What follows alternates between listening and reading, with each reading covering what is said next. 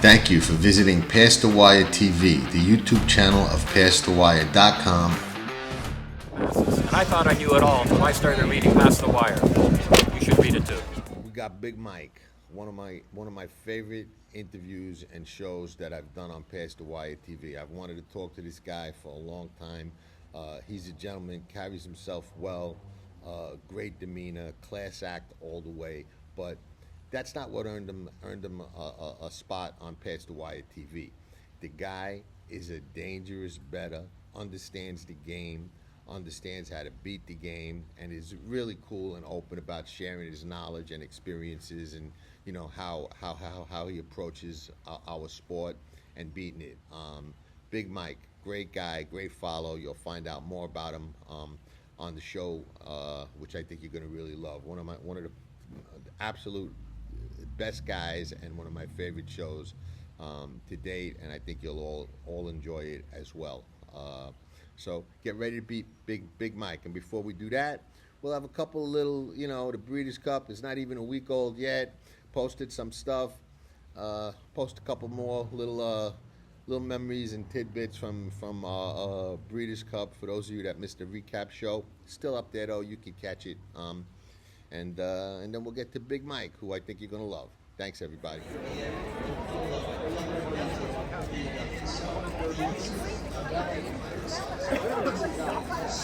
I'll see you for the Breeders' Cup. This is definitely gonna work. Best seat in the house.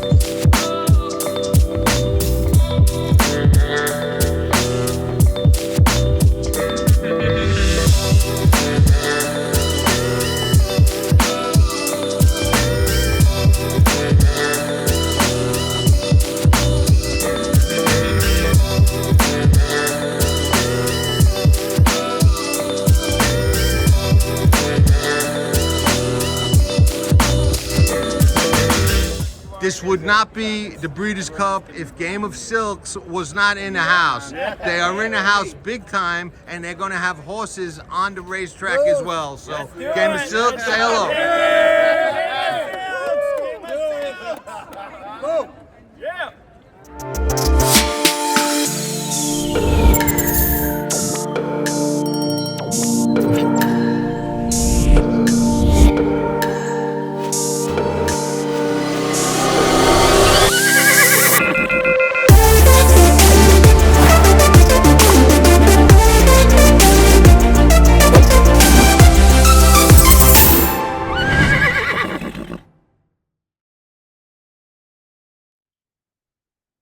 Hello, everybody. Welcome to Past the Wire TV. I am here with Big Mike. I love the game. Mike Crutchfield, who I got to tell you, Mike, I've wanted to have you on the show for a long time because, I've always watched you on Twitter and you carry yourself as a gentleman, and I respect that.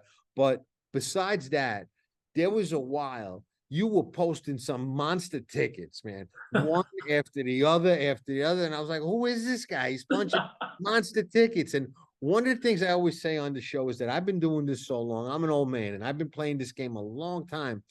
And when people post tickets, okay, and you see them, I could usually tell if they're a sharp player.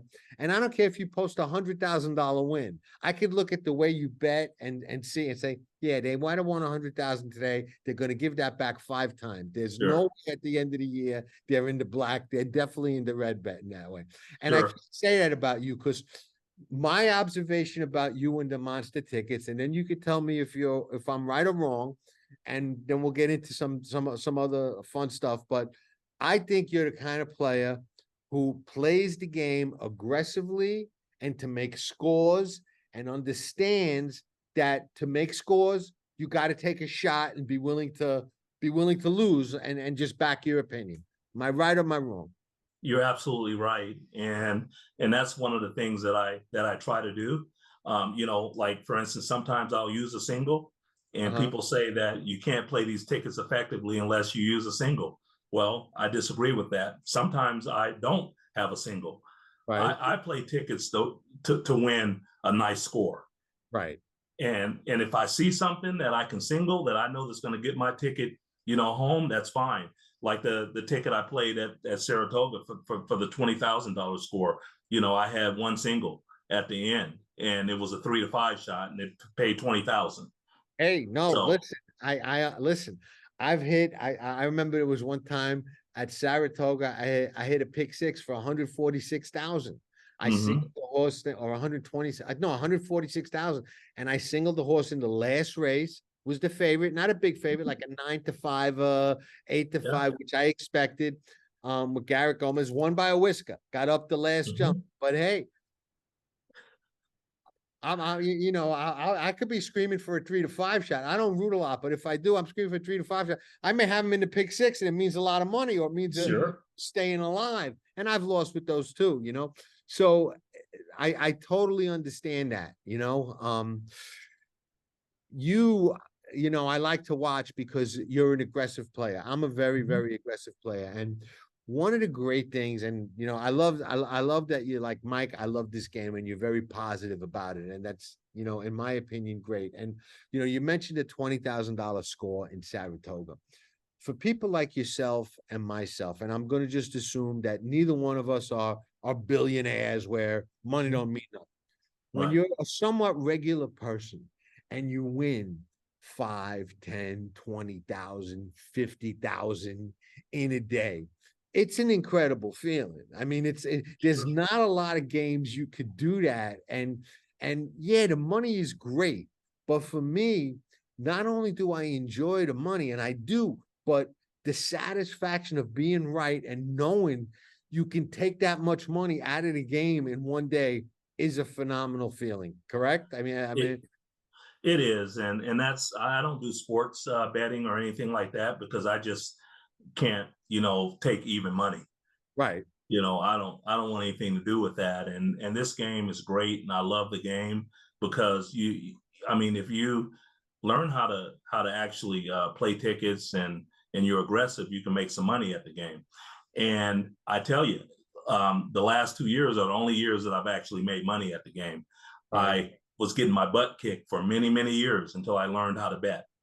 right. And what a lot of people don't realize, and obviously you've learned it, I learned it long ago because I kind of had to. I mean, that's I played for a living, you know what I mean? If I didn't win and didn't make enough, not just like you're not a grinder, okay? And I love that. You know what I mean? There are people who come out a little bit ahead and they just grind.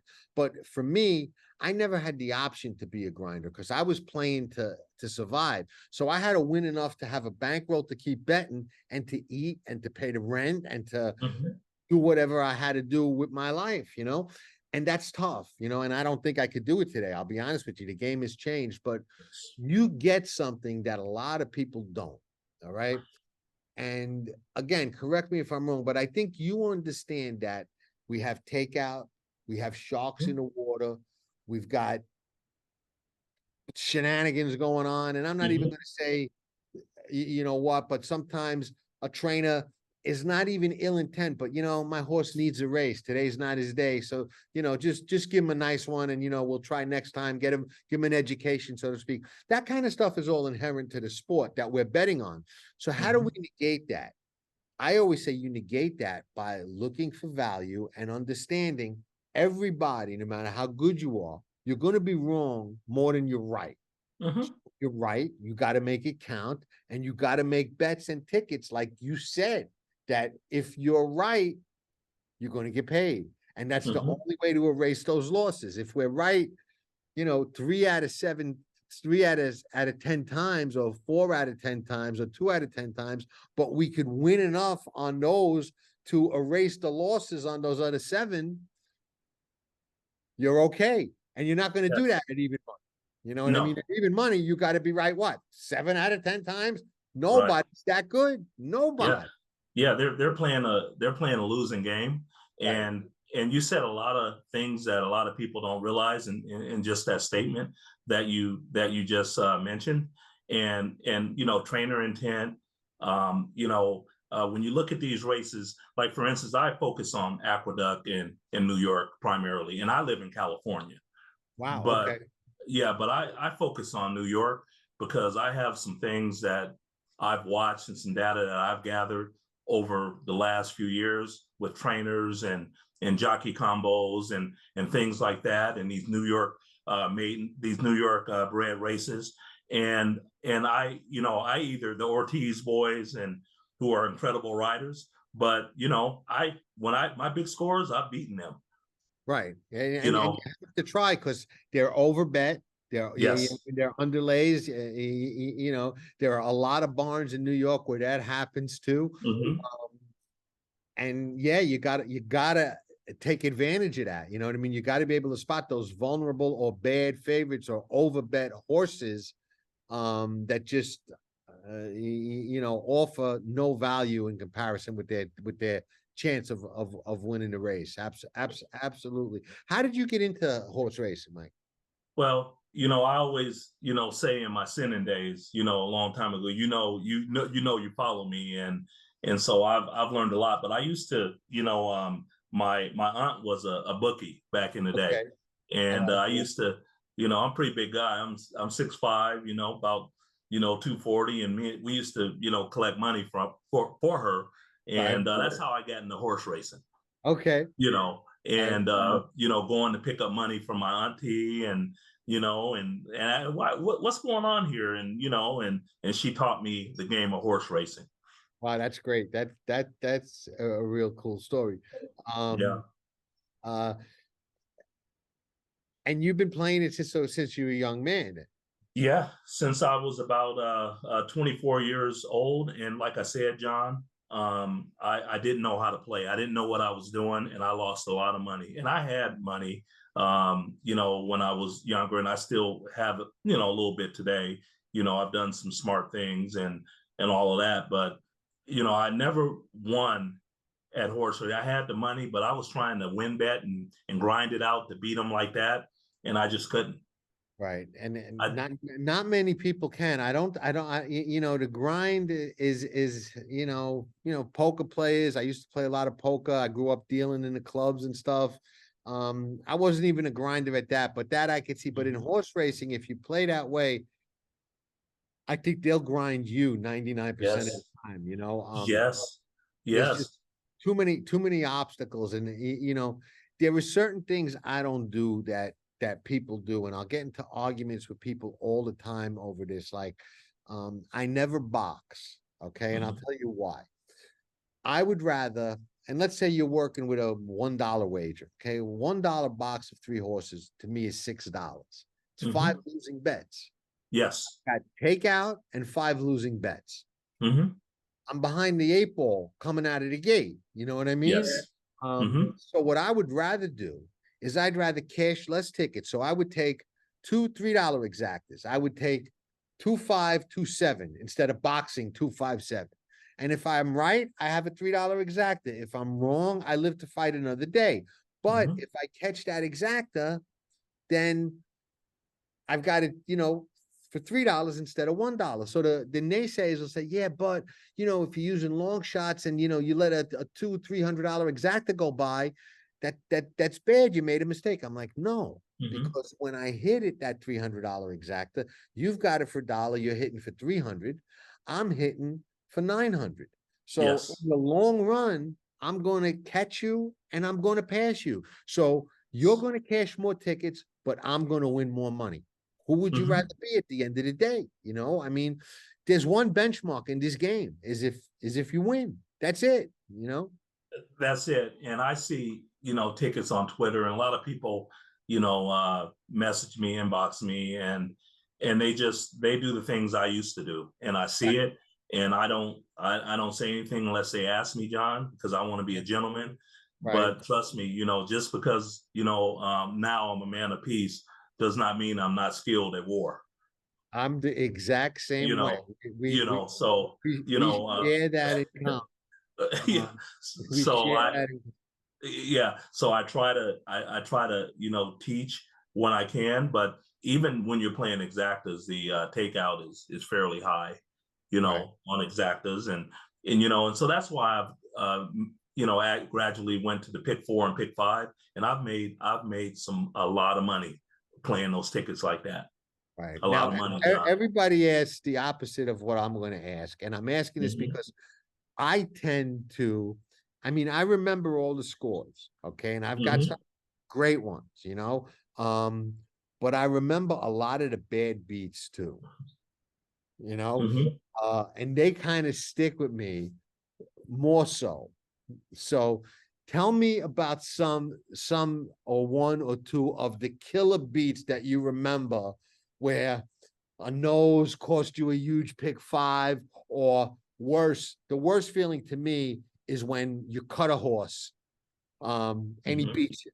Hmm. And it happened to me at the Breeders' Cup this year. And then my biggest mistake, I think, this year was fierceness. Hmm. Uh, because after the race, he made so much sense to me. And I try not to beat myself. And I try never to say, you know what, I should have used that horse. Now, I'll be honest, I loved Muth. I singled Muth. Hmm. I thought Muth was going to win. But afterwards, I saw the mistake and I'm like, fierceness, I dismissed him. And it was his first time on a fast track. He was hyped up at Saratoga, huge for that big win in the mud. I always say Hmm. all mud and all slop is not created equal. I think he was hyped up because he was training great up there on a fast track. Then he ran that clunker in at Aqueduct, Yes. in the slop, and I kind of dismissed him.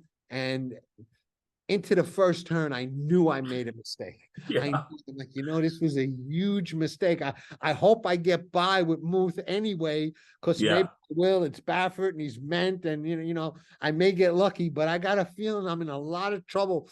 There was nobody else I was worried about. I was just him. I was like, Hmm. and sure enough, this game. It's funny. It will humble you fast. Um, and fierceness just humbled me. When they turned for Yeah. home, I'm like, please, Muth, be better than him, and he just wasn't even close. He just Yeah. and he just Yeah. he just blew my whole day right up, right then and there.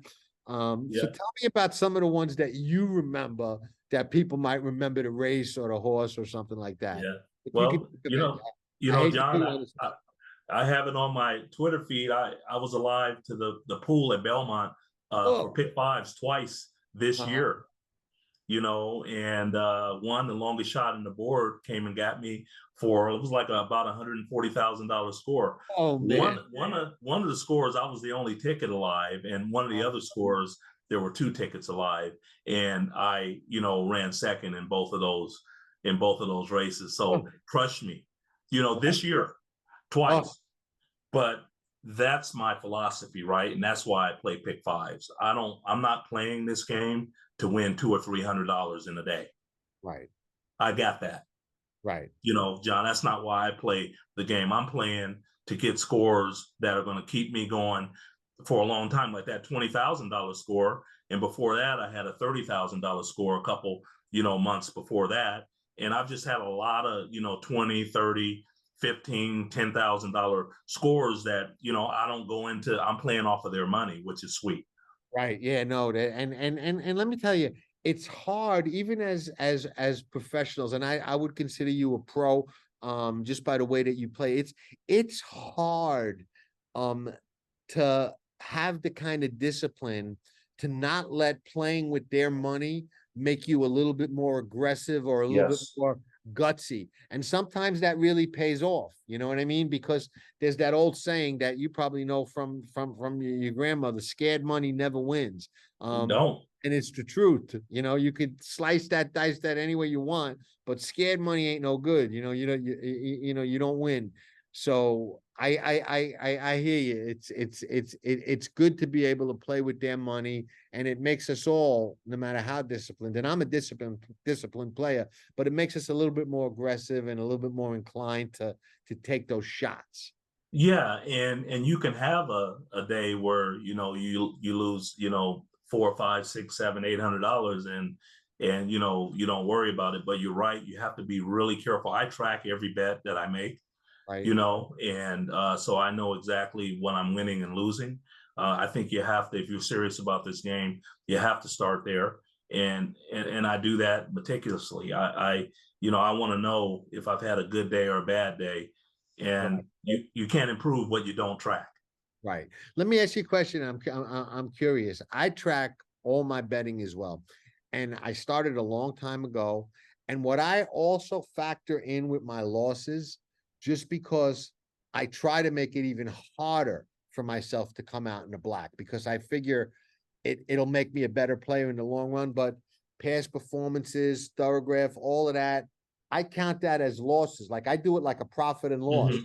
I'm like, Mm-hmm. I'm all in. This is what it's costing me to play. This is what it is. This is what I bet. This is what all my past performances and stuff, cost Mm-hmm. me, formulator. I use Thoroughgraph. I watch a lot Mm-hmm. of plays, but most of that's free. So Yes, for me too. I factor all of that in. I don't, I haven't gotten that eloquent like you, John, and Uh, maybe I need to, and because I'm always trying to learn from somebody that's doing it better than me. And I get my past performances free, from, the company I wager with. I get them for free. So I don't really pay a lot on that. And I don't, John, what's funny, I hear a lot of people using Thoroughgraph, but I've been able to read through past performances and I understand when horses are going the wrong way. right. You, you, It's a I can good see it. talent to have. Yeah, it's a good talent to have. Uh, Mm-hmm. and I can't argue with you. I see it myself. Uh, but I just, I've been using Thoroughgraph for so long, and it helps Mm-hmm. me identify certain types of patterns and things like that Yes. I look for, Mm-hmm. that I spot. And a lot of times it's helpful where, you're looking at the board and there's a horse that the odds just don't make sense to you, Mm-hmm. because but on Thoroughgraph, it does. And I sometimes recognize, I'm like, yeah, all the Mm-hmm. Thoroughgraph players are on this horse. He's got a great pattern. He's coming to a peak. Mm-hmm. Or there's a horse that's dead on the board and he's just screams bounce or regress or something Mm-hmm. like that. Yeah. A lot of people that are not using that don't see that. You know what I mean? Mm-hmm. So, Yes. Yeah. I'm used to having that at my fingertips, so to speak. Mm-hmm. That, Yeah, and that, we're playing against I'm playing against, bettors I think that make mistakes. And when they make mistakes, I'm capitalizing on them. And a lot of people say, well, how could you, be, how did you have that horse? Well, because the favorite has run second 3 or 4 times in a row and does not want to win. right. And I took a shot at a lightly raced horse and that I think has some improvement in them, and the horse beats a 3 to 5 shot. So John, that's how I play. My tickets. I'm playing. Jockeys like Isaac Castillo now. Right. You have to know when the trend is turned. That young jockey, Dutrow, is riding him on everything. Right. Yeah, he's riding him on a lot of horses. Yeah, no, one of the things I love, you know, and you've kind of already given it away that you do this, but I trust my own eyes. Everybody's got the Mm-hmm. same past performances. Everybody sees the lone speed. Everybody sees the Mm-hmm. races that are full of speed. Where you really get an edge, in my opinion, nowadays, is by, like you said, gathering data, gathering Yes. trends, stats, Mm-hmm. identifying hot riders that are improving. Like I was on this Mm-hmm. guy in California and I had him on the show because I was just so impressed with this Antonio Fresu. Oh, All over the place. And I'm cashing tickets on this guy and nobody's yeah. ever heard of him. And they're ignoring him on horses all day Mm-hmm. long. And I guess, now the cat is kind of out of the bag with him a little bit, but Mm-hmm. guy can ride, you know what I mean? He can ride, he can ride, Yeah, yeah. Um, He's riding them to sleep down there yeah, down no, here in Southern California. yeah, no, He heck of he a rider. really is. So yeah, things like that. And I always say that as big of an edge that the computer players have with all their data and their last second betting and their, Yeah. ties into the pool, where can guys like me and you get them? And Mm-hmm. where we can get them in the stuff they can't compute, and Mm-hmm. they can't compute that Castillo's getting hot and getting all these live horses. Yes. You know what I mean? And Yes. that's where you can get them sleeping on a pick five, where, you put a horse in or on a ticket because, you're getting lucky with that rider and he's riding good and he's getting live mounts. Computer doesn't know that. They know Yes. statistics and stuff that you could feed in there. That's not the kind of stuff that you could feed in there that's going to spit out in their algorithms. So, you know, to me, the biggest edge you get in the game today is what you can spot. Yes, what you see, trust what you see, trust people like Dutro that are using a kid like that. And again, he won 3 races on Sunday, all Right. prices, Right. and he was live, and in those races I thought he was live, and I used him in 2 of those races. One of them cost me that I didn't use him in, cost me to pick 5, but things like that. I look at things like, some of these young horses, John, a horse will have a 65 buyer and then run a 90, and now he's 3 to 5. And you Right. know what? I'm staying as far away from that horse as I can. And I'm right next to you. Absolutely. One of my favorite types to bet against is those horses that win first time out and get Mm-hmm. those 90 buyers, and they're Mm-hmm. 3 to 5 next time out, first time against winners. Mm-hmm. And there's no value there, and many more of them lose than win. I mean, at the end Yeah, of they do. And that's something I pay close attention to. And I just want to say, John, uh, I mentioned Ortiz, earlier. Heck of a rider, man. oh, Fearless. no doubt. He is a heck of a rider. He's very, very aggressive, out there. And I use him a lot, but when I use him, I'm singling him when I use him if I can. If I think he's like if he's riding for Linda Rice, I mean, she has just been hotter than a firecracker. Yes. They have won a bunch. Or if you're watching, and I know you're watching it. I watched New York. Yeah, absolutely. I mean, they are. She is just winning just a bunch of races. She hasn't sent out many winners the last few weeks or whatever, but in Saratoga and the beginning of Or Aqueduct. Saratoga. Yeah, no, and she probably is not winning as much now because I don't think you could keep up the pace that she was Exactly. winning at for that long. Mm-hmm. Mm-hmm. Just Yeah. just on a tear, really on a Yeah. tear. Yeah. And so New York is, like I said, the place that I love to play. And I love the product there in New York. I don't like the decisions that they make sometimes that hurt horse players, Oh, they like make some taking, brutal decisions. They make some yeah, brutal decisions. I agree. without thinking of the horse player. And I think that has to change in this industry. And I think we have the power to change it. But I think, some of the platforms that are out there, could do a better job of just highlighting these things when they happen, because they're just brutal to the horse player, you I, know. I agree. Some of the rules are terrible. Some of the decisions are terrible. I apologize. It's getting darker. They changed an hour, so I didn't Yeah, anticipate. I usually do the good side, so it's getting a little yeah, dark. But what are you gonna do? yeah, Um, I would start fumbling with the lights, but I'll just mess it up even worse. So, yeah. uh, That's okay. yeah, as long as you see me, we'll be all right. But Yeah. yeah, I agree with New York, and a lot of people criticize Irad about his aggressiveness. Okay, Hmm. and I laugh because I grew up at Naira. I grew up there, and I remember Angel Cordero. Oh yeah. If you think that Irad's aggressive, you never saw Angel, and they didn't call him well, they did call him Hmm. aggressive, but it wasn't in a critical way, like Irad gets it. And I go back even before him, Manny Yakaza. Okay, Manny Hmm. Yakaza makes Irad look like he rides like a choir boy. Okay, Yeah. let me just tell you, Hmm. social media would be all over Manny Yakaza because he'll just whatever it takes to win. You know what I mean? I mean, he'd grab the reins on another horse and hold on to it if he could, during the Yeah. race. So, Yeah. And uh, those are the way things are going, John. So they're allowing it. They're yeah, allowing Irad to ride like that. So, it must, they must think it's all right. But believe it or not, I think, like I said, you never know it. Most people don't know it. You may know it, but you look at a guy like Manny Franco. He won more races for Chad Brown in 23 and 24 than Than Irad anybody did, else. Than anybody else. A friend of mine. than anybody else. Right. We were talking on a friend of mine just on the yesterday morning. I think we're talking. He goes, "Guess who won more races for Chad in the past 2 years in New York?" And I'm like, "I don't know who." He goes, "Manny Franco." That's right. And those are the things that you never believe it, but it's true. Absolutely. It's absolutely true. And Manny Franco is one heck of a rider. Absolutely, absolutely. And I like guys like that, that are hungry.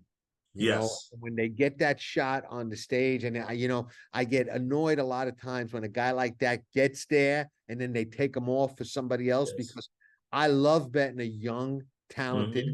hungry rider that's got his Hmm. shot, you know. Yeah. Um, Yeah. that's what I want, Hmm. that's where I want to put my money. And I think you agree based on our conversation. I put a lot of weight into riders. Okay. I look at it like I'm investing my money. Okay. Yes. And if I'm betting my money and investing, I'd rather bet on a good trainer, Hmm.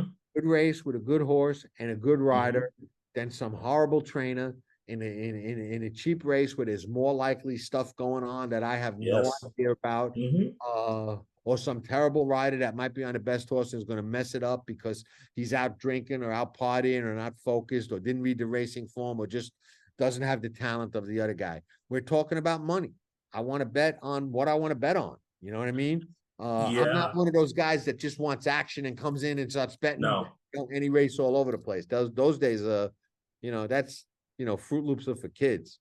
Yeah, they are. And if you're going to make money in this game, you better know those things that you just mentioned.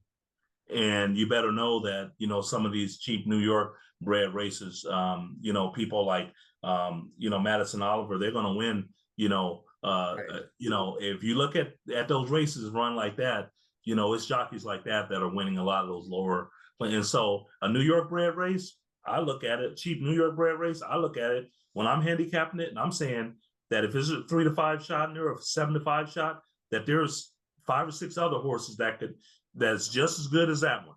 Right. I And agree. most times they run up the track and that shot comes in there and wins. Right. Now, those monster beats, okay, that we were talking Mm-hmm. about before, you get nosed out of a pool, Mm-hmm. and it's happened to both of us. Sure. So I know exactly, what it. How do you shake that off? And do any of them ever? Are some of them harder for you to shake off than others? And if so, why? The one that was on that got a lot of attention that I got beat on was, I think it was like the $140,000 one, when the longest shot in the board came and beat me. And that one took that because it was a 104, it would have been my largest score. And I think I had the two best horses, and I got beat by, just because they went crazy on the pace, and I just got unlucky. And so that one, it was hard to. That one was because it was hard. That beat was very, very hard. If you look at my Twitter, James B and a lot of people, they talked about it, Richie Meg and all those guys. That was a tough one because I was the only ticket alive. Oh, oh, You know no, the that's rough. I, it's hard to shake it. You know how it is, John. I yeah, mean, I'm sure it's hard to, when you lay down. It's hard to not think about it.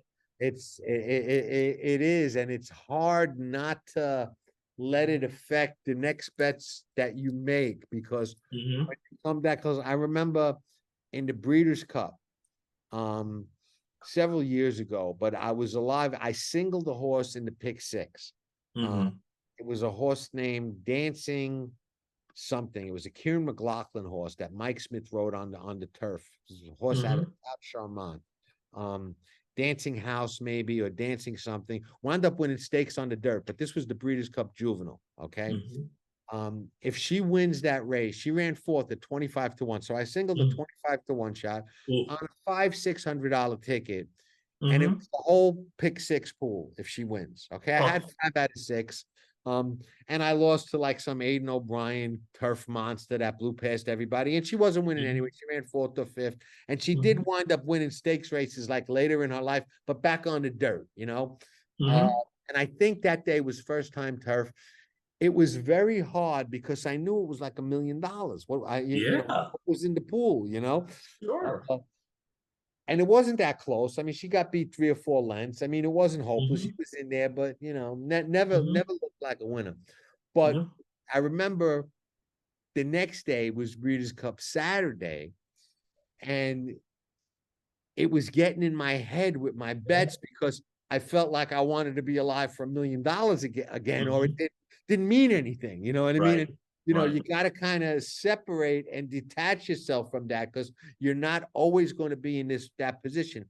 But what I could tell you, I learned, and I would love to share it with you because Okay. it's going to happen. All right.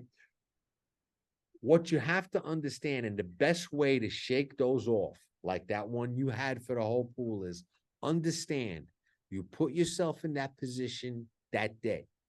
If you keep doing what you're doing, you're going to put yourself in that position again and Yes. again and again and Mhm. again. And Mhm. eventually, some of those agains are going to fall your way. You know what I mean? Yes. Um, Yes. I remember when Authentic won the Kentucky Derby, okay, I invested $1,000 thereabouts into the pick 5 and the pick 6. And I was Mhm. alive in both with 2 horses. I was alive for over $1 million with Sol Volante, and Gosh. between the pick 6 and the pick 5 on $1,000 bet. And I was alive for $500,000 with that horse AP something, John Sheriff's horse, like Yes. that ran second or third. And a lot AP of people said Valentine or something AP like that. something, right? And a Yeah. lot of people said after the race, you know, that horse got left. He was flying late on Trackus, on everything. He ran further than everybody else. To me, he never looked like a winner, and neither did Sol Volante. Going Mhm. into the first turn, I kind of knew I wasn't going to win. Mhm. But I was alive for $500,000 and $1 million Yeah. on $1,000 bet. Yeah. And after the race, people tell me, well, you don't seem that upset for that loss. And I'm like, you know what? I wanted to win and I feel bad. I didn't close the deal. But let me tell you something why I could shake it off. Because neither horse really fired. Okay. Mhm. And if I put myself in that position this year, there's going to be another year not too far down the road that I'll put Mhm. myself in that position again and I'll close that deal. So Yeah. I Yeah. lost $1,000. I could have won $1 million. Yeah. Maybe next year, the year after that, maybe 5 years down the road, I'll invest 1,000 or 2 or 3, and I'll hit for that $500,000 or $1 million, and that'll erase all of these days crying. So I ain't gonna bother crying over it. If you can put yourself in that position like you did, Mhm. eventually you'll bring it home. You know what I mean? And that's what you got to keep in mind and not let those, you know, linger.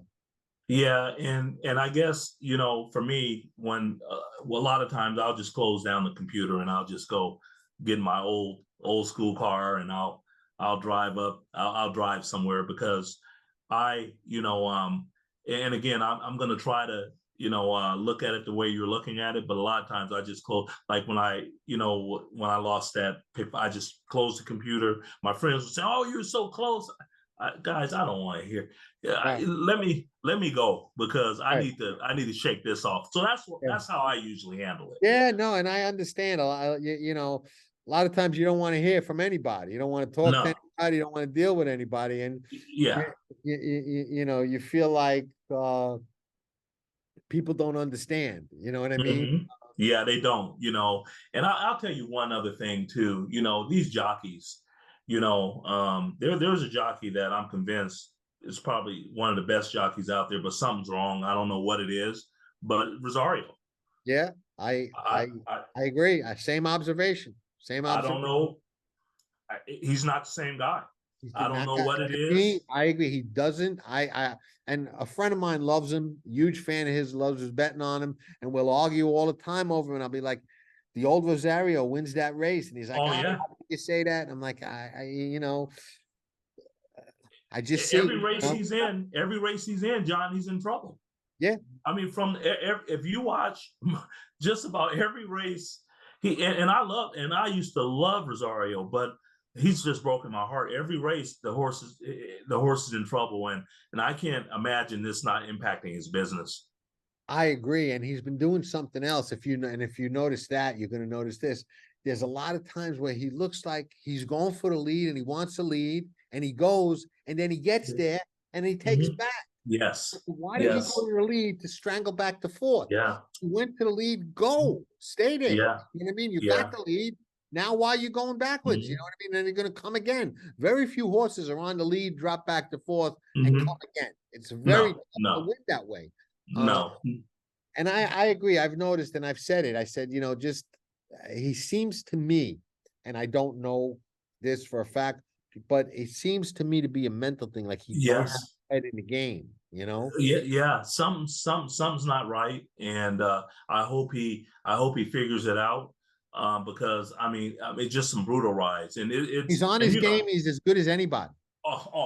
as good as any. He's Right. stronger. I think he's stronger than Irad I finishing. agree. I agree. But Irad, the thing about Irad, and his brother, they're two different. They have two different styles, but Irad is a hell of a finisher. He Absolutely. he is just as strong as you can be, and his brother likes to be closer to the pace. So I I love love both of Jose them. on the lead. When I bet Jose and he clears, I like it. I'm Me too. I'm happy. I'm comfortable when he clears, you know. Yeah. And I want to give you a shout out too, John. Just like I said, just for taking the time to talk, to me. I appreciate that. There are some good people on Twitter that are Andy Arso, some good people on Twitter that are really, really good handicappers that, Yes. these other platforms won't even, some of those guys won't even, return some of the messages. And I've called them out, because people will message some of the other platforms and nothing back. And if you got a Twitter account, somebody messages you, get back to them. I agree 100%. One of the things before I knew, because I notice everything, Yeah, me Uh, too. one of the things I noticed, before I really saw how sharp a player you are, I just noticed that, this guy's a gentleman, he carries himself as Yeah. as a gentleman. Uh, Mm-hmm. I respect that because, nowadays that seems to be a rarity. And it's a shame, but I have zero tolerance, for that kind of stuff. Um, Mm-hmm. and it's funny, I've gotten sideways, and I try not to do it anymore. Mm-hmm. But I'm sure you'll understand what I'm saying. But I've gotten sideways with people on social media and on Twitter, and I've never gone after anybody off color ever. You know what I mean? Yeah. It's always been the other way around, and I've responded. Mm-hmm. And Mm-hmm. none of them have ever, the ones that I've been fortunate enough to run across in person have Mm-hmm. ran from me, have dodged me, ducked me, Yeah. and I'm an Yeah, old that's the guy. way it I'm is. an old Yeah. guy. You know what I mean? It ain't like Yeah. I'm some intimidating character. You know what I mean? Yeah. But I would let him know it too. You know what I mean? I mean, Yes. I had 400 fights in my life. Oh 400 yeah. ain't gonna make no difference. I lost my share. I won my share. So, but not one of them ever was man enough to come up to me and say Yeah. what they said on social media. Like I said, they all pretend they didn't see me. And the Mm-hmm. two or three that I confronted, um, were very different face to face. Sure. You know what I mean? Exactly. And they're half my age and whatever, you know what I mean? Yeah. They were just completely different. And I'm like, just carry yourself out there the way you do in Yeah. person, and life will be better for you, Mhm. 'cause Yeah. And I've only had, like I said, I haven't had, many, like that. But, there's, this whole Baffert and the whole other thing that was going on with Baffert. And I'm not going to even mention the other gentleman, but, when you start, talking about people's kids and you start, it's gone, it's probably gone, too far. And I don't follow this particular gentleman, but I look and I read what's going on, and I'm like, he can't be from where I'm from, because when you I mean, you can't talk to people that way and call women, out of their names and not Right. expect somebody to come get you. Exactly. Because No, I agree 1,000%. You know, and you should never, in person or especially on social media, ever bring somebody's family, wife, girlfriend, mother into it. It's between you and them. And if you want to get sideways with somebody on social media and that's your thing, do it to them. But when you bring, like, I agree 100%. When you start bringing kids and family and personal things into that, I've seen girls on there berated for how they look and exactly. like that. You know what I mean? And Mhm. that's I just come from a place where, like yourself, that don't fly, man. You didn't try that. No, You no, and I'll tell no. you that, it happened to me where somebody really got sideways. And when I saw him, I'm like, did you ever think that there might not come a day where I would just see you and crack you right in your and they were like, I'm sorry, I'm so sorry, I'm so sorry. I'm like, that's fine. I'm Yeah, not gonna do yeah, it. But just learn yeah. from this because there's a good Uh-huh. shot out. If this was a couple of years ago, you would not have been able to, I'm sorry, your way out of this. Okay, that's Yeah. not how this would go down. Okay. I'm older, I'm tired. I don't want to get thrown out of here. Um, I don't really feel like spending tonight in jail. I'd rather spend, but there was a time where that wouldn't have mattered, and it wouldn't have.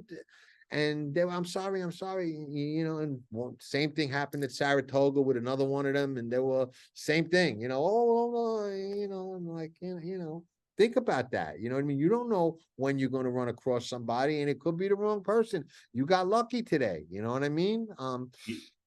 And people don't Yeah. get it. They just don't get it. Hmm. It's so much easier um to just carry yourself and treat people the way that you would want to be treated. I always tell people that I listen, I have a somewhat public profile on social Yeah. media. Just a past Hmm. If you don't agree with me, if you think I'm an idiot, if you think I'm wrong, that's fine. You could say all of that stuff. It doesn't offend me. I don't mind. You're entitled to your opinion. But when you start getting sideways and just attacking me and doing this and doing that, especially the anonymous ones, Yes. you know who they are. Hmm. Like, Hmm. I used to block them. Now I mute them because I Yeah. find more fun because this way they still think that you're seeing their stuff. You ain't even seeing, you know what I mean? So they're talking to you and you don't even know it. So it's like, I I like need to muting it better. I need to do that. And Yeah, no, you mute know, is fun because they still think you see it and like you have no idea they even exist, you know what yeah, I mean? And yeah, they're yeah. talking about it. So it's kind of Uh-huh. like, you know. Hey, Um, John, what do you think about, some of the, industry leaders that are on these shows and they're handicapping and they're saying, but you never see their tickets. What do you well, think about that? I've got some strong opinions about that, Mike. I think Hmm. that a lot of them don't bet.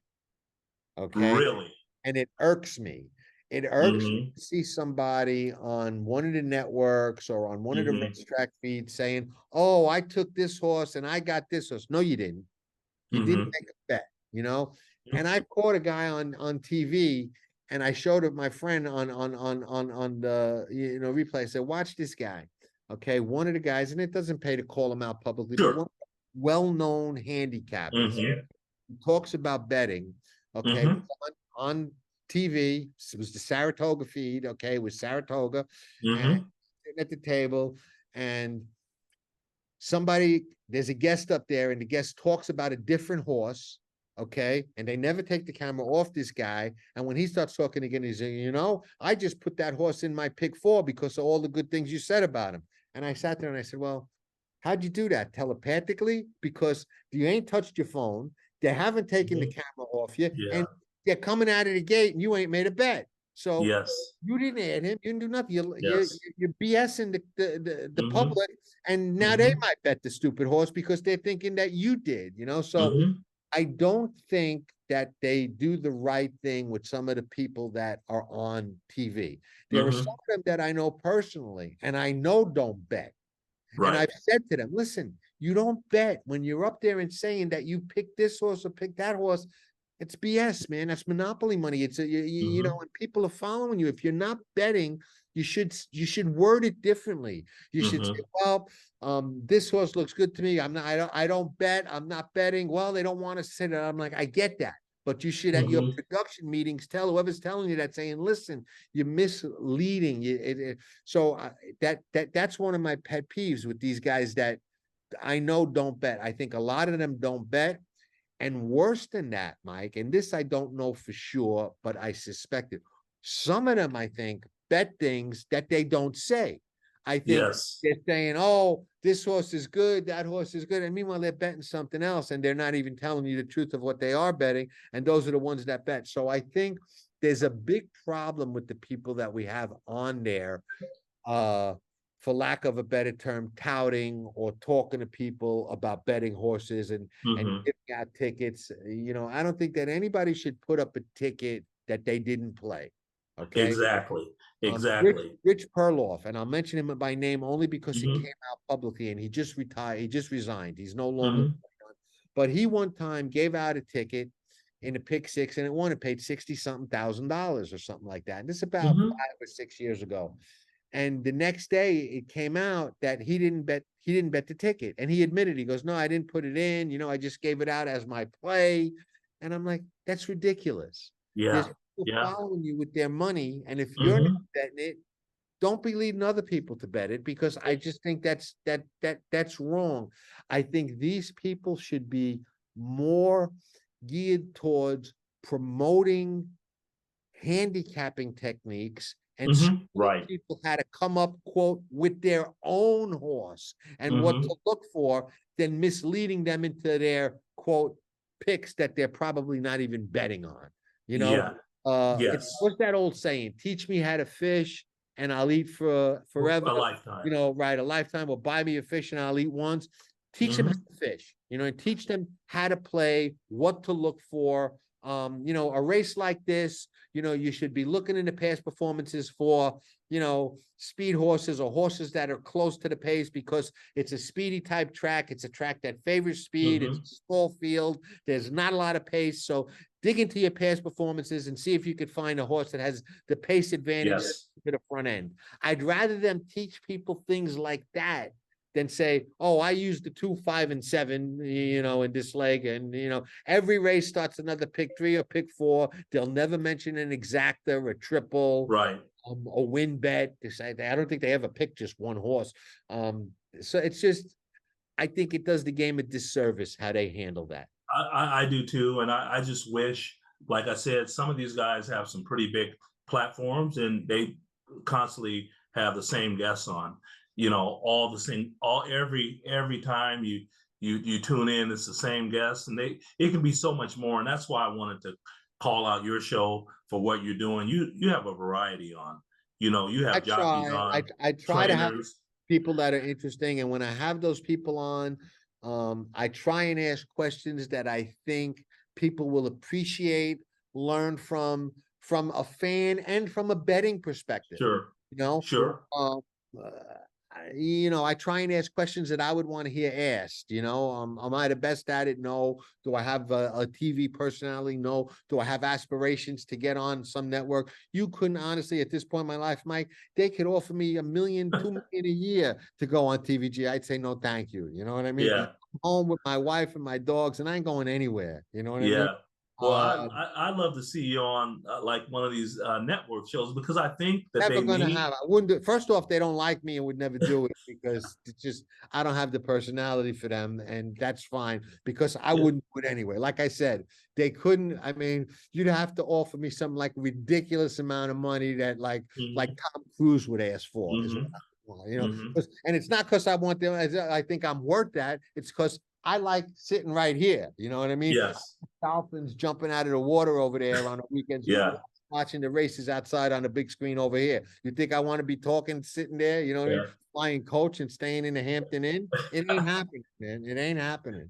Well, you're a lot like me. I live on a lake too. Okay. So my home is on a lake, but it seems like you're on the Pacific Ocean or something like that. I'm on a canal that leads off the Gulf of Mexico on the southwest corner of Florida. Okay. Well, you're in a lot better shape than me, but I'll tell you that. And somebody else you just try to get on. Have you had Mig on yet? You know, I'm a little mad at Mig, and you could send Are him a you? message. I know Mig since he first came around the racetrack, okay? Uh-huh. Yeah. And I saw him up at Saratoga about 4 or 5 years ago, and I talked about, we're both from the same area in Brooklyn. He's Sure. from Gravesend, and I'm from Sheepshead Bay. That's Uh-huh. like, they're like next door neighbors, towns next door. Okay. Uh-huh. It's not even rival towns. It's almost like the same thing. You know what I mean? Sure. But like I know all the places where he grew up. He moved out to Long Island, which is like the suburbs, when he was still a young guy. But we're from the same. And I said, listen, I want to do a show or write an article about a couple of jockeys from Brooklyn that made Mm-hmm. it big, like Nick Santagata's from Brooklyn, because Brooklyn's not a place that breeds a lot of jockeys. You know what I mean? Mm-hmm.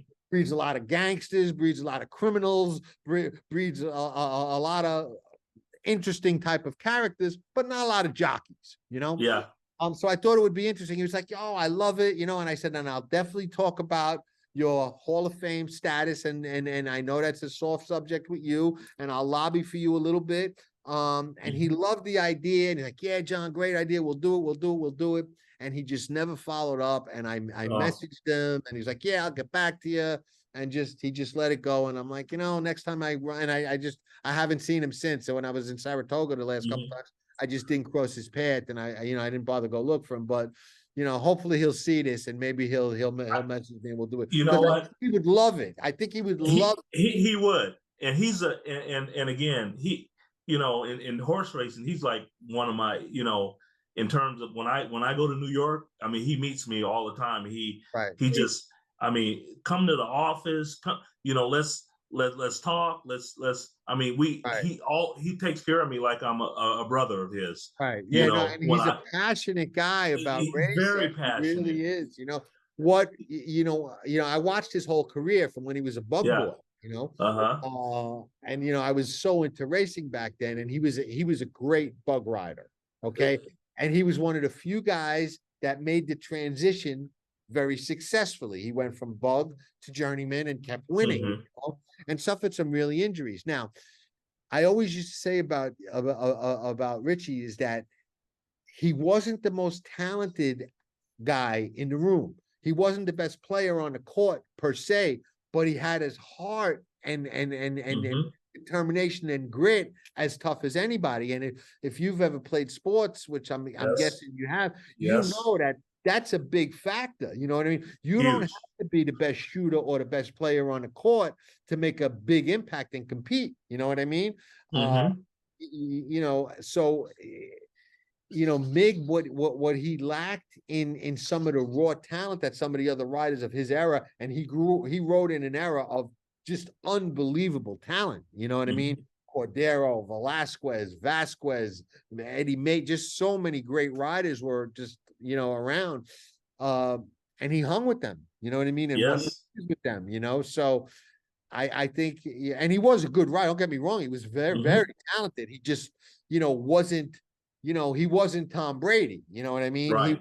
He was really good though, but he made up for that with his determination and his heart. Yeah. Well, I know if he's listening to this, and I'll probably send him a note, but you guys need to get together, and he needs to come on the show. Listen, he played Little League Baseball at Gil Hodges. So did I. Like I said, we both ate at L&B's. We both know all the same. Like I said, Gravesend Yeah. and Sheepshead Bay are like almost sister towns. You know what I mean? Yes. I don't know Southern Yes. California enough to make the comparison. You know Mhm. what I mean? But Right. it'd be like Pasadena, where I stayed for the Breeders' Cup, right next to Arcadia. Even Hmm. closer than that. Even closer Hmm. than that. Right. Right. It's like walking distance from it's like 1 block over. You're from Sheepshead Bay, you're in Gravesend. So same Yeah. thing. Yeah. I'll have to give him a bad time about that, but Yeah, just no, a I was going to great do it. human being. Nick Santagata was game. Everybody was game. I forget. I had a couple of other guys lined up from Brooklyn. And I said, without Mig, it's not the same, because he was the Yeah. biggest name of them all. You know what I mean? Right. I Right. can't do it without Richie. You know what I mean? So Yeah. it just didn't make sense, But I would No. love to have him on, and I would definitely have some fun with him. And Sure. remember races he won, and he's got a great memory for this kind of stuff. He But I does. remember races he won and races he lost that he probably don't remember. I remember the time He lost by a nose on a horse named Island Charm for Steve DeMoro. Okay.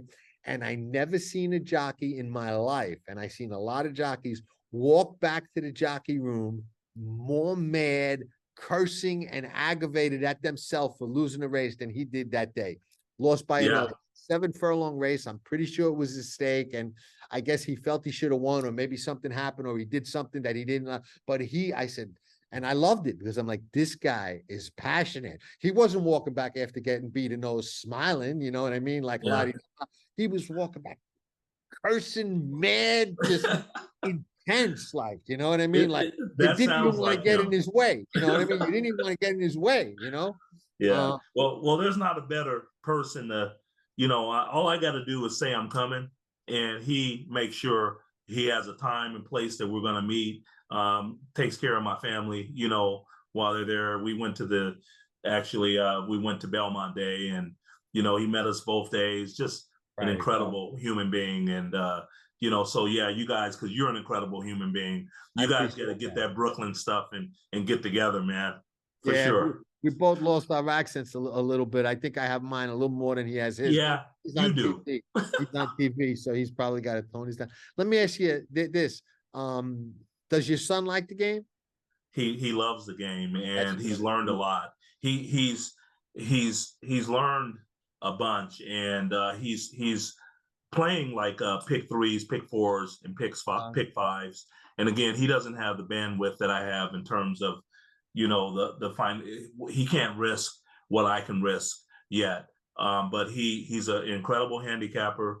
Michael Crutchfield Jr. I only have one son, so named him after me, and he is learning the right way. So he loves the game. Calls me every day about it. So Love it. yes. I love it. I love it.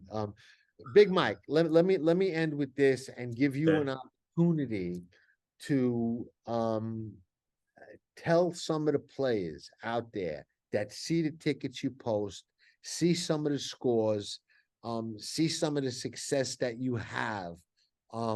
What would you tell those players that is struggling to make those kind of hits?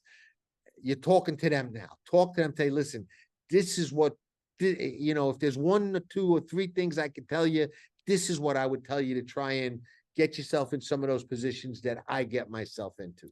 Mhm. First of all, be flexible. Be creative, and don't think you have to play a ticket one way because somebody on Twitter is saying that you structured your ticket wrong. I play tickets many ways, and it Right. depends on how you play your ticket depends on how difficult the races are. Right. That's how I determine how I play my ticket. So when I hear a guy saying you have to have a single to win, I don't believe that. And Right. and those guys that say that, I don't see the proof in the pudding. Right. So I post my tickets because I want people to see that I'm flexible, that I will have singles. I will sometimes have 2 or 3 that I use in every leg. It just really depends on how difficult I believe the sequence is. Right. So anyway, so I have a vast number of different ways that I play tickets, and they're all posted. I love to have a single when it makes sense. Right. I do Yeah. things that make sense Right. to me. Right. It's my money. I'm the one that had to work hard for it. So I'm not going to let a guy that I don't even know tell me that I structured the ticket wrong. Right. Right. I You agree. know, Yeah. No, so I agree. listen to people, that that are winning, and see what they're doing. Ask some questions, and that's what I do. I ask questions. Now I'll call, Dan, or John, or James B, or I have people that I may have even reached out to you about a couple horses before. If I have a question about something, I will ask a question. I'm not going to buy picks Right. because I know what I'm doing. But even me, sometimes I'll look at something I can't figure it out, Right. and so I ask questions. So don't be afraid to ask questions. Be a gentleman when you're on Twitter. Just because someone appears peaceful does not mean that they, like I said, aren't skilled in the art of war. You know, be kind to people, ask questions. There's money to be made out there. I didn't make it until, you know, the last couple of years. I was able to make some money, and I'm pleased to say that. You know, Right. so there you can beat the game, Right. but you got to know how to beat the game. 100%. And it takes doing the work. You know what I mean? You gotta do everything that you said and more. So that's a really good takeaway. Mike, I respect the way you play the game. You know, I've been saying for a while I wanted to have you on the show because I consider you're what I call a dangerous better. And I see your Yeah. ticket. I say this guy's dangerous, man. He could nail. He knows how to nail one, you know. And Yeah, I've seen you well, do it, you know. yeah. And like I said, I've been playing this so long that I recognize that in people, and then I know Sure. people that are, you know, I call them broken clocks. They'll be right twice a day, but Uh-huh. they're not going to beat the game. Yeah. Yeah. I Yes. don't need to see their stats. I know just by how they post Mhm. and how they did. They're not beating the game, you know. Mhm. So I love the way you play. It was a pleasure to meet you. I expected it would be, and it was not disappointing at all. You're a gentleman. You're a classy guy, and Thank you, John. Thank you very much for saying that. keep doing what you're doing, man. God bless you and your family. Again, keep doing what you're doing. And remember, if there's anything you can take from me, is that you're doing it right and you're putting yourself in position. And it's gonna click, you know what I mean? It's gonna click, one of those monster ones, you know. Yeah. Well, thank you. The biggest one you ever gonna hit has not happened yet. I can tell you Well, that. I hope so, and when I get that score, I'm definitely gonna, you know, we're gonna talk about it because it's out Yeah, there. you know, we'll have you back on anytime, man. When that happens, we'll have you Mhm. back on and we'll do a little celebration. I'll shut this down. We'll say goodbye to Thank you. everybody, and then we'll say goodbye off camera real quick, okay? Okay. Yes, John. Sounds good. Th- Right. Thank you. Thank you, Big John, Mike for having me. Crutchfield. What's your Twitter handle for those people that want to follow you? M Crutchfield 28.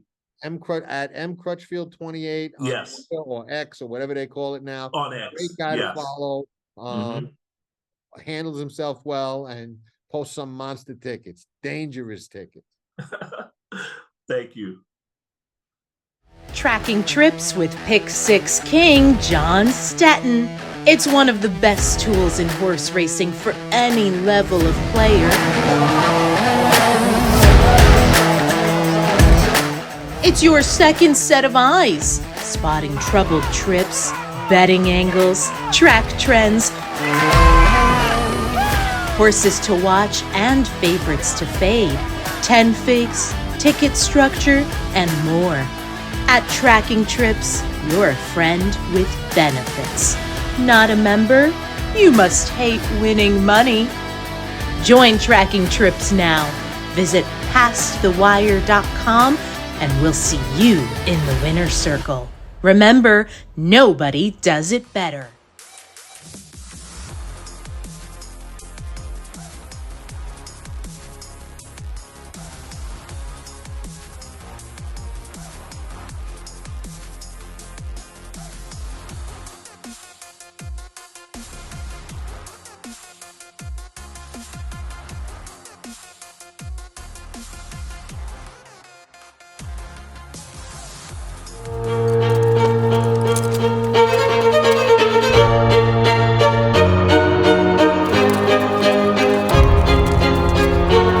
They're off in the Breeders' Cup Classic. Vino Rosso has taken the lead, and it's a vintage performance by Vino Rosso. Dream to have some racehorses, and 2002 we talked to each other and said let's start this up. Let's get something going on. Spice Perfection wins the Great One La Brea. Star of Kodiak and Mitchell Burrow, 23-1 to win it. No better thrills. I mean, you're so pumped up and your adrenaline and your heart's pounding. We feel a responsibility and a joy of helping people that normally could not get involved with horses into this game. People can become friends by joining and going to the races and winning and people since 2002 that met. It's the greatest thrill of their life other than having their kids born. And we kind of feel the same way. Stakes triple and Bolden to win. Because we just love winning and love competing and take it serious. People just thank us for that. It's like I never would have gotten involved, never would have been able to experience that, and just the thrills, and it's really cool to get that kind of feedback. White Barrio, interesting as all as anybody in the race. Third time Rick Dutrow. First time in the Met Mile that he run this horse, had a horrible trip, still runs a 0.5 negative number. Comes back. Those of you that watched the show know I loved him in the Whitney. I think he was 10-1, a ridiculous Christmas gift of a price. The top of the stretch in the Whitney, and White Barrio is the leader narrowly over Giant Game. We think that he should improve off of his last race. And, if he gets a clean trip, we're expecting him to run big. Look at White Barrio and a Rad Ortiz Jr. in a runaway. White Barrio wins by almost 6 And with the short field, Mark and Rick talked and we decided, hey, let's take a shot here. We thought he would run well, but we didn't know he was going to run that well, John. Runs a 6 negative, by far faster than anybody in the race. He run a race. I'm not going to compare it to the Flightline Pacific Classic, which was just off the charts, but he ran by far the best race of any horse this year to date that has run, by far. So I'm a big believer in when they run that kind of big race off the top, you got to give them some time off, freshen them up, let them recover from the number, which when Rick and I discussed it, we thought it was best to send them out here middle of September and prepare him over here over the track surface at Santa Anita. It can be a little difficult. So he's going to have 5 or 6 breezes over this surface. He's settled in really nice. Rick Dutrow packed his suitcase, head out west, got to Santa Anita early with this horse. Didn't even consider a prep off the Whitney. He was the one that kind of set the tone this year for coming in fresh. A lot of people kind of followed his lead because the Whitney was before any of those other races. After the Whitney, he said, I'm going right to the Classic. Packed up his game, head out west, and he's been there since with White Barrio. We'll probably have to use him a little more earlier than we want to get in a tactical position behind the speed, and we'd like to be in the first horse in the second flight of horses, stalking those horses to be able to get first run at the quarter pole.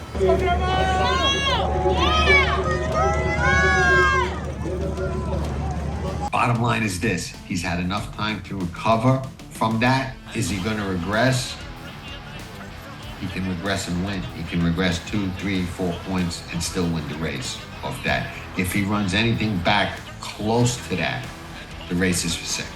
It's as simple as that. But it is White Barrio and Rad Ortiz, and they have won the Breeders' Cup Classic. I think people deserve a second chance in life, right? And I don't think anyone in the industry questions Rick as a horseman at all. I mean, I've talked to a few people and they've all said he's probably one of the better horsemen that they know. So we definitely made the right decision, and we're excited for Rick to be back, in the Classic and have an opportunity. It's exciting. Rick's only been back a few months. I don't know if, 3 months ago he expected to have this kind of horse this fast, but, he's game for anything. He's definitely somebody that, doesn't turn down too much, especially when it comes to being around a nice horse. So, we're very fortunate that we've been able to, be around him this long, and, that we've been able to keep him going in the right direction. And hopefully after this, we get to prepare for, the next big one.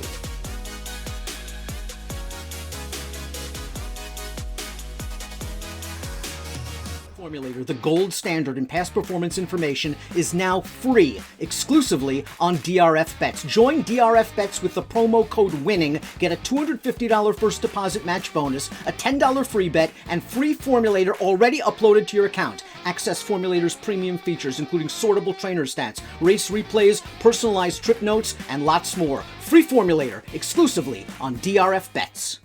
Hello friends, Cheeto DePazio here, Mob King. Anytime I'm wanting to know any information about the sport of kings, horse racing, I look to my man Jonathan Stetton at PassTheWire.com. And if you're looking to bet, like I always am, no better source than Jonathan. They don't call him the Pick Six King for nothing. So why don't you do what I do with anything that pertains to horse racing? PassTheWire.com. Tell him Cheeto DePazio sent you.